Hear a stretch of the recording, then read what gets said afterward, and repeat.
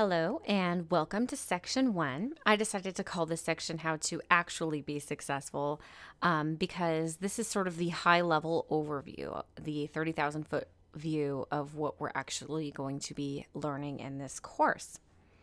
So there are a couple things that I think are really important in terms of thinking about how we are going to be approaching this. The first thing is we are perfectionists. And especially women, we tend to be this way. We want things to be planned out before we start. And we want to know what that plan is going to be. This is simply really not the case with this type of thing. This approach is what we like to call ready, fire, aim. You get ready, you give it a try, you test it in a measured, low-risk way that ideally spends little to no money. And once you prove out that you're likely to yield results from this way, we focus more concentrated efforts and build out plans in that direction. So you're figuring out your step 1. And as you're figuring out step 1 and doing step 1, you're thinking about what you're going to do for step 2 and 3, but you're not necessarily planning it finitely. And this allows us to be more nimble and to be able to adjust quickly. So if you're like me at all, you'll sometimes just get really scared and almost paralyzed in some ways by doing something new and scary. So what I say is, let's just take baby steps together. Make one small step each day towards doing what it is that you need to do. It may take you a little longer than you'd like, but if you're moving in the right direction, then you're moving the right way and you'll get there. And I can't even tell you how afraid I was even to make this course for you guys. But every day I just did a little bit and it got easier and a little bit less scary. And so just take small steps, adjust as you learn, and just keep going. So one thing that I really like to think of, and I think this is so poignant and true, is something Tim Ferriss, who wrote the 4-Hour Work Week, said: conditions are never perfect. Someday is a disease that will take your dreams to the grave with you. So very true. So I really want to make sure before we get fully into this content that you understand and that we have the right people enrolled or thinking about enrolling in this course. You should be going after big fish. You should be selling something with a high enough margin to justify a direct one-on-one outreach effort. You really need to know who your target customer is. So we can't have a my product can help everyone thing going on here. That's not going to get you anywhere. We really need to know who your niche is going to be, who you're going to be targeting specifically, and we'll get more into that later. And ideally, if you're a service provider or a product company, it should be a more higher margin service, higher end contracts, higher end software services, or software services that have options for higher end, bigger ticket accounts. Or product companies may be looking for wholesale accounts. So exceptions to these rules would be if you're a startup and maybe you're doing customer outreach or you're doing market testing. At this stage, any customer interaction is valuable. And it's not about margin quite yet, it's about learning. But once you learn, you'll really need to adapt your prospecting process for lower margin sales, which is something that should actually be completely automated. And that's not who this process works best for. So a few rules. Please watch the video before asking any questions. I love it when people engage in discussion, but keep it beneficial to all and positive. And contact me directly if you have any questions. I will 100% honor your confidentiality, but I have to note, if you need to disclose any competitive or confidential information to me via email, I don't sign an NDA unless you're a direct client. So please don't ask me. And the last thing is, this is not magic. So you'll often see quick results, but building a pipeline takes work. It is not a magic bullet. So one thing is, I fully believe it's about the hustle and the mindset, which we discussed a little bit earlier in the introduction. Recently, I found out that I was part of a longitudinal study at Oregon State University, which I had no idea was about. They originally told me they were studying entrepreneurs and where they get their drive or something like that. But really, what they were studying and what they found is that mindfulness practices appear to be the only indicator of well-being and sustained success across entrepreneurs. So there's no correlation between success in entrepreneurship or small business and working out, although you should, eating healthy, although of course you should, peer support, family support, anything like that, mindfulness practices, and all that associated with it, gratitude, visualization, all of that has direct correlations with long-term success and happiness in entrepreneurs. So I thought that was really interesting. Visualization is an amazing tool, and it really does work. The power of visualization and the focus, attention, and clarity that comes with meditation added to the power of your own hustle is an unstoppable combination. Sales is hard.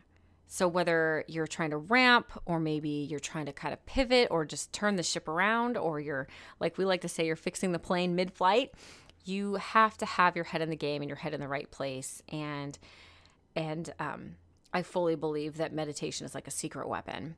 And so as part of the pillar of clarity, part of the curriculum for this class is a focus on visualization. I like to cultivate a mindset of learning, curiosity, and openness with everybody. And so moving forward, I encourage everyone throughout this course to do 10 minutes per day of meditation. Now, if you've never meditated before, 10 minutes might be a little bit tricky. So maybe start with 5, but either way, every single day, incorporate a meditation at some point in your day, whether that's when you first wake up, or maybe you find some time to sneak away in the middle of your day and take a couple minutes. There's a great app that I really like. It's called Calm, CALM, Calm. It's available in the App Store, and they also have sort of like a 7-day crash course, learning course in meditation. There's tons of resources online. And check the information that we have available for the course, and there's also a lot of resources there to get you started. I cannot encourage it enough as part of this course. So this is how we're going to begin applying and implementing things. I want you to take as much time as you need while also observing a sense of urgency. It might take you a couple days or a couple weeks to feel comfortable implementing these things, but I am not teaching you anything that I've ever had go awry, and I will point out areas to be concerned.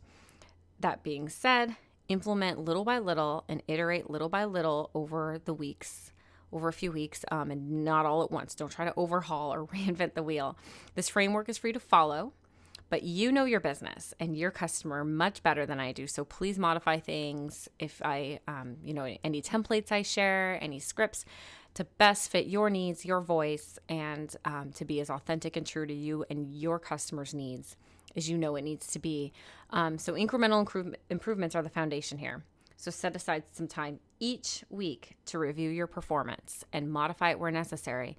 It only takes 30 minutes or less to look and see how you're converting, see how many prospecting emails you had, and just look at maybe where we can improve metrics, look at where you can ramp up, or maybe where you should scale back. That's a cornerstone to this practice. So here's a quick 30,000 foot view. Let's get started. So what we're learning here is called outbound sales in traditional methodology, but really what it is demand generation, and we'll get into that more. It's fast. So you need to be targeting your highest value customers here. Anything lower margin needs to be converted through what we call inbound, or more automated marketing programs. So outbound should be an ever-present and always critical component of any total sales and marketing mix that you have. Then that can include online or advertising, social media, trade shows, general networking. One book I recommend you help vet and consider any overarching strategy and what channels you should be focusing on is a book called Traction. And I also have that in the resources. So here is how it's going to look. In the old days, people cracked open the yellow pages, I kid you not. And they went door to door selling their wares, brushes and vacuum cleaners. Today, we do not do that. We leverage data. So the target customer that you're going after needs to be really clear, because we need to know how and where to source the data to find these customers. The quality of the list that we create as a result of this is the foundation. So don't skip this part. And it's really critical to create processes as we go and automate behind us, if you will, to make our continued reach outs and prospecting efforts as efficient and effective as possible, while still not losing that authenticity and the genuineness behind them. And we follow up. Follow up is not random. It's actually behavioral science. When you are looking at how many times someone needs to reach out before getting a response from a customer, it's typically 6 to 8 times before they reply. And that sounds like a lot, but most people give up after 1 or 2. But we build follow-up into our basis here and make it the foundation for our success ultimately. So what you need to get started is this. Depending on what works best for you, you might use some of these tools differently and some in different ways, or maybe you're going to use different tools entirely. But if you're starting from square one, from a clean slate, of course you need an email address, and I prefer Gmail, because a lot of the plugins and a lot of the integrations for a lot of the tools that are on the market today, including ones that we're going to be using, integrate cleanly with Gmail. A completed LinkedIn profile with a professional profile picture. We'll go a little bit more into that. You need a website about your company that presents your company in the professional light that you want your target customers to see. So if you have a website, it's not the best, kind of grin and bear it. But if you don't have a website, get one up as quickly as you can. There's a lot of great resources to make up really clean websites really quickly without spending a whole lot, that don't have all the bells and whistles, but they're what you need in order to, when people click to look at your link and they want to see who you are before they reach out and respond to you. If they see nothing, then they probably will be less inclined anyway to respond.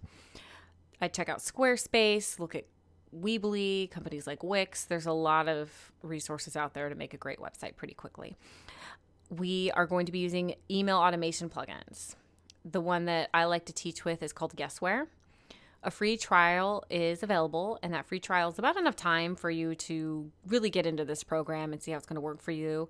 After that, it's only about $12 a month. There's a couple higher tiers. The second tier up being, I think, $20 is the one where you can do a lot of the automations that we find really useful for maximizing your time, but it's not completely necessary to have it right away. And you're going to need a CRM, something like Salesforce. So CRM stands for Customer Relationship Manager, and it is a place where henceforth, if you don't already have one, we're going to start storing all the information about your customers and people that you've prospected to, because sales is a long game and you need to keep accurate, clear records of exactly how many times someone had been emailed or what kind of communications they received that ultimately led to them becoming a customer or not becoming a customer. So you don't have to start with Salesforce. There's a lot of free CRMs out there that are pretty good, and you can scale up into, there's free versions such as Zoho or Insightly. There are multitudes of CRMs. So start taking a look and see which one you might want to start with that's good for you.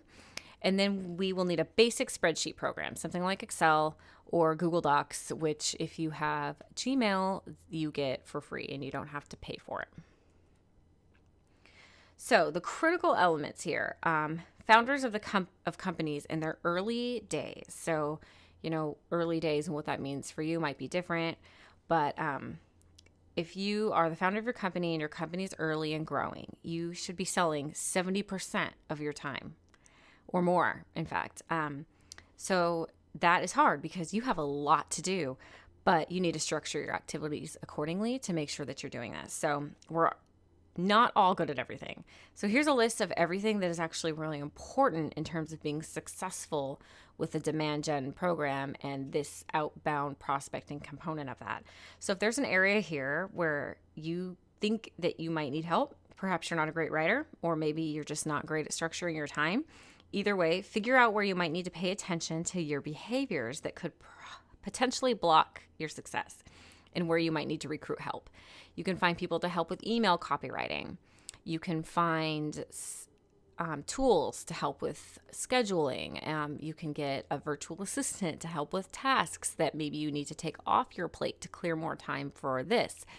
Whatever that might be, start thinking about that, because there is a lot that goes into this. And it's not easy. So it's really important that you're able to carve out some time to dedicate to doing these activities every day and every week.